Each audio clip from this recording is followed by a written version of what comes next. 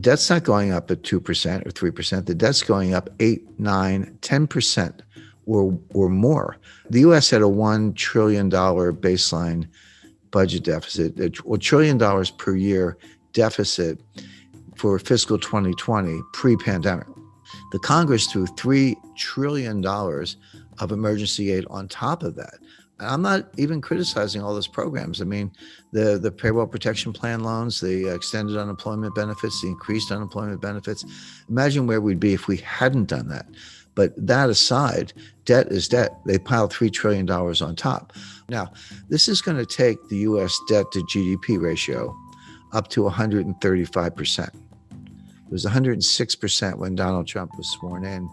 It's close to 130% today.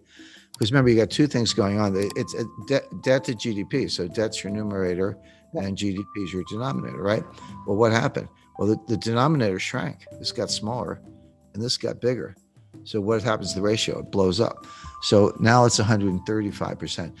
If you get the laws of economics right, which is not easy because most economists don't, but if you get them right, it's really a reflection of human nature. I mean, what is an economy other than all the people in the economy starting businesses, buying, selling, traveling, providing goods and services, et cetera.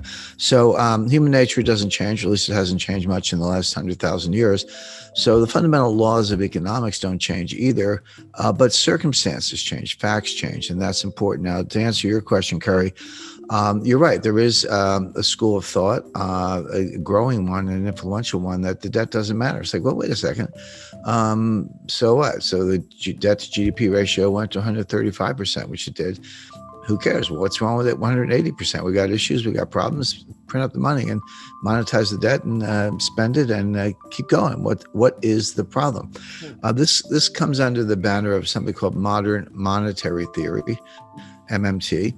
It's flawed, it's wrong, but it's got its followers, and those followers are now in the White House because one of the things Joe Biden had to do to get elected was to make peace with the Bernie Sanders wing of the Democratic Party. They take the view that if the Treasury didn't spend the money, how would anybody make any money? That's ridiculous, but that's what they say. They say, hey, when the Treasury spends money, what do? Well, they build aircraft. They have benefit programs. They have government contracts. They do whatever they do. But when the Treasury gives you the money, you take the money and you spend it on somebody else, goods and services, go out to dinner, have subcontractors, whatever it might be. That's the real source of money. They also take the Treasury and the Fed and they merge them. Now, that's not legally the case. The Treasury and the Fed are separate institutions.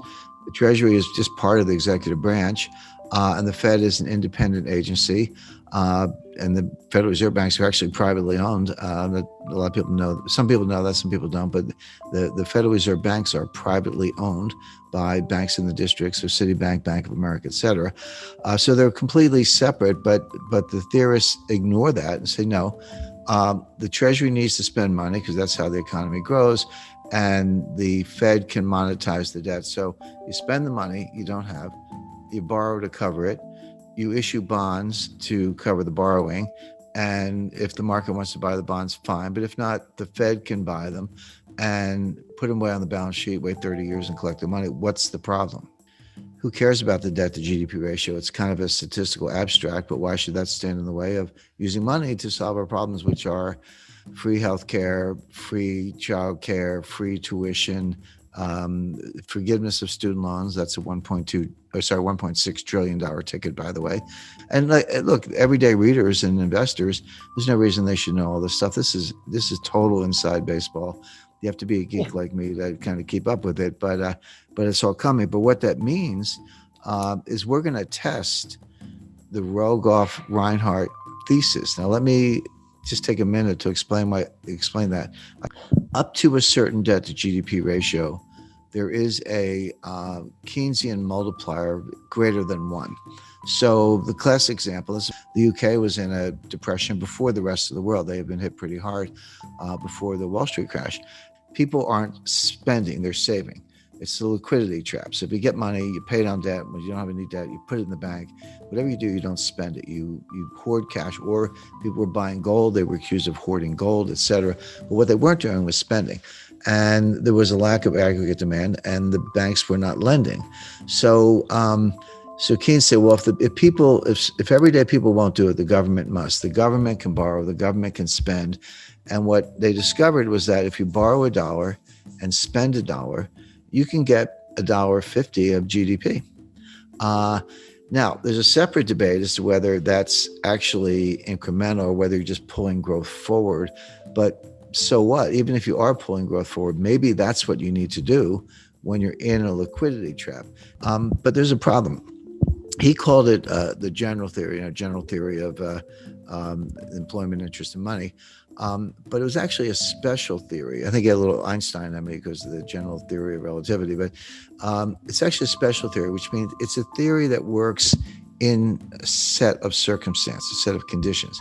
The conditions where it works are you're either in a recession or just coming out of one.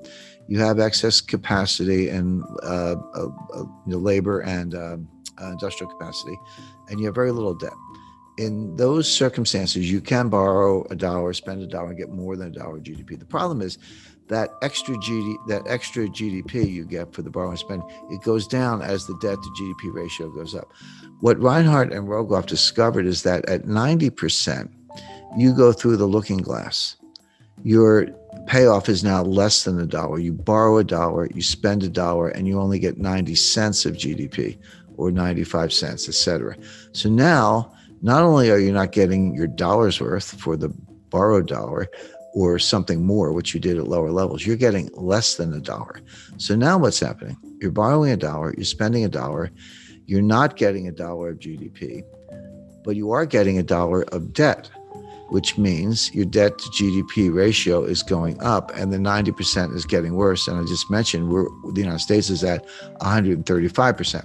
So here are your two competing schools. There's the Keynesian multiplier and creating aggregate demand with government debt, and the Reinhart-Rogoff, more than a thesis, I would say powerful evidence that beyond 90%, it doesn't work. It goes under less than 1 on the one hand. And my friend Stephanie Kelton and Bernie Sanders and Kamala Harris and the modern monetary theorists who say, no, it's all good. How could you get growth if you didn't spend money through the government? These theories don't agree at all. We're going to find out which ones work. I'll give away the answer, which is that Reinhart and Rogoff have it right. Keynes had it right up to a point. Reinhart and Rogoff discovered that critical threshold, that whether you want to call it tipping point or phase transition, or which physicists call it or whatever. The modern monetary theorists think the opposite, and we're going to find out. But what it means if Reinhart and Rogoff are right, and I'm right, and Keynes was right, the more you borrow, it's actually a headwind to growth. Now you get just as up to the threshold, you got more and more and more. Oh, sorry, at a low level, you got more, but then it went down. But it's like any diminishing marginal return. You know, the curve starts very steeply, you get a lot of payoff, then it flattens out, then it goes down, but it's still positive. But at some point, it goes below the zero line and your marginal return is negative. And that's where we are.